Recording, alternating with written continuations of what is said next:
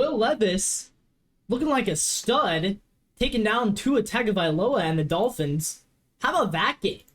Man, Monday Night Football and some real good action. The Titans with a comeback win. They were down by 13, and they come back in the fourth quarter. 15 unanswered to end the game. 27-13 was the score with about 5 minutes left to go. The Dolphins blew it.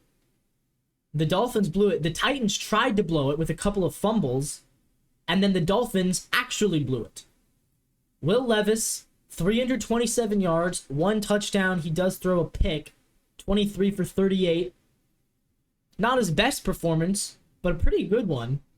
Derrick Henry was a non-factor as far as yards, only 34 yards in 17 carries, average of 2 yards per carry, but he does score 2 touchdowns. The guy who really showed up to play was DeAndre Hopkins, 124 yards, a touchdown, 7 receptions. He had a great game. And defensively, Harold Landry. Woo! Baby. 3 sacks for Harold Landry. And the Titans are now 5-8. They still have some life. Meanwhile, the Dolphins, Tua, 23 for 33. Not bad. 240 yards, not bad. But here's where he was bad.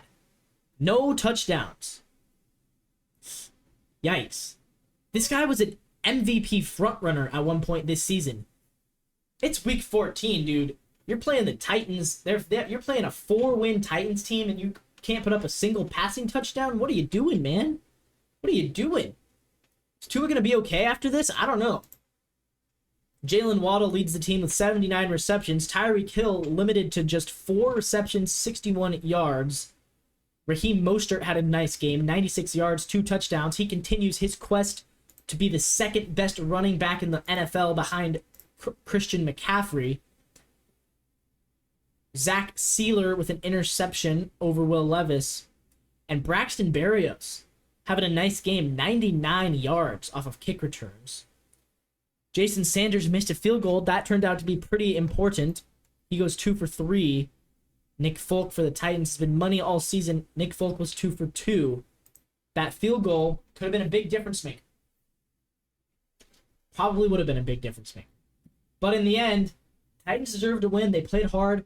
And we're starting to see some life from Will Levis. He had a great debut, and then he kind of fell off and had 3 or 4 bad games in a row, and you're like, I don't know about this guy.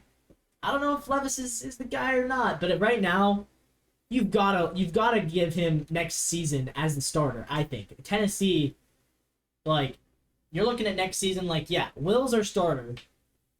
And that's going to set up a really, really fun dynamic next year in the AFC South.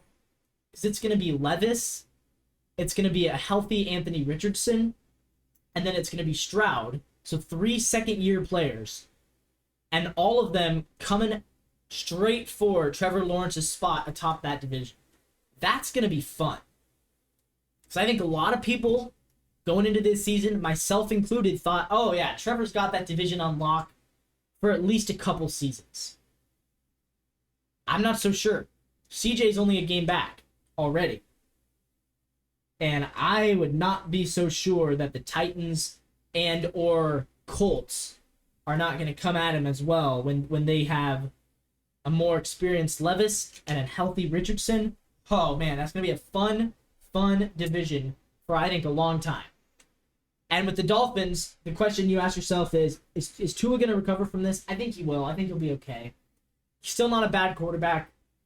But for the 4th year in a row, Miami, really hot early in the season, and they start to cool off.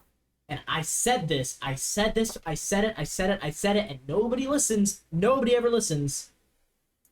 The Dolphins are not a legitimate Super Bowl contender. They're 9-4 now. They could have been 10-3. They're not a Super Bowl contender. They could win out. They still won't be a Super Bowl contender.